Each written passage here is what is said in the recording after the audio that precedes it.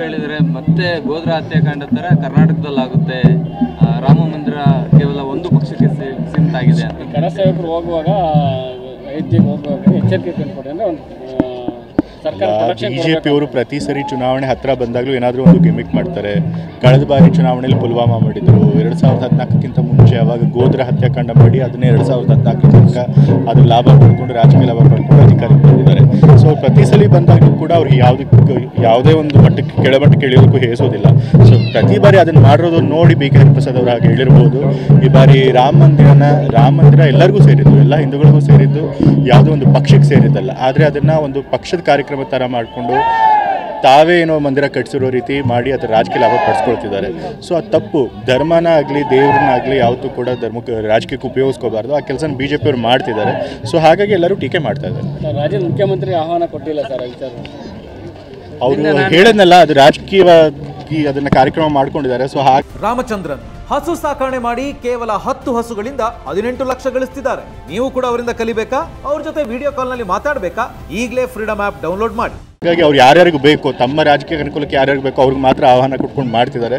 ಆದರೆ ಮಾಡಲಿ, ಬಟ್ ಜನ ನೋಡ್ತಾರೆ. ಧರ್ಮ ಮುಖ್ಯ ಅಲ್ಲ, ಸರ್ಕಾರಗಳಿರೋದು ಜನರ ಕೆಲಸ ಮಾಡೋದಕ್ಕೋಸ್ಕರ.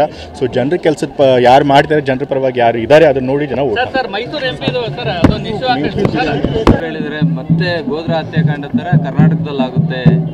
ರಾಮ ಮಂದಿರ ಕೇವಲ ಒಂದು ಪಕ್ಷಕ್ಕೆ ಸೀಮಿತ ಆಗಿದೆ ಅಂತ ಕರ ಸೇವಕರು ಹೋಗುವಾಗ ವೈದ್ಯರಿಗೆ ಹೋಗುವಾಗ ಎಚ್ಚರಿಕೆ ಕೊಡಿ ಅಂದ್ರೆ ಒಂದು ಬಿಜೆಪಿ ಅವರು ಪ್ರತಿ ಸರಿ ಚುನಾವಣೆ ಹತ್ರ ಬಂದಾಗಲೂ ಏನಾದರೂ ಒಂದು ಗಿಮಿಕ್ ಮಾಡ್ತಾರೆ.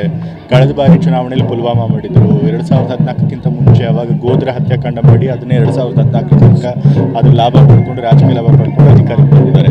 ಸೊ ಪ್ರತಿ ಸಲ ಬಂದಾಗಲೂ ಕೂಡ ಅವ್ರಿಗೆ ಯಾವುದೇ ಒಂದು ಮಟ್ಟಕ್ಕೆ ಕೆಳಮಟ್ಟಕ್ಕೆ ಇಳಿಯೋದಕ್ಕೂ ಹೇಸೋದಿಲ್ಲ. ಸೊ ಪ್ರತಿ ಬಾರಿ ಅದನ್ನು ಮಾಡಿರೋದು ನೋಡಿ ಬಿ ಕೆ ಹರಿಪ್ರಸಾದ್ ಅವರು ಹಾಗೆ ಹೇಳಿರ್ಬೋದು.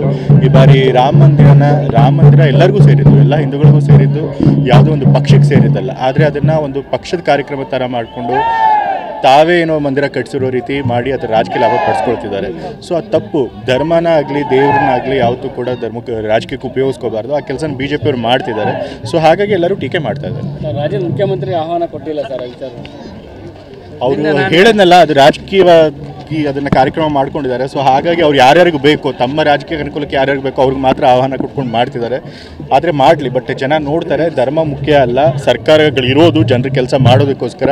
ಸೊ ಜನರ ಕೆಲಸದ ಯಾರು ಮಾಡ್ತಾರೆ, ಜನರ ಪರವಾಗಿ ಯಾರು ಇದ್ದಾರೆ ಅದನ್ನ ನೋಡಿ ಜನ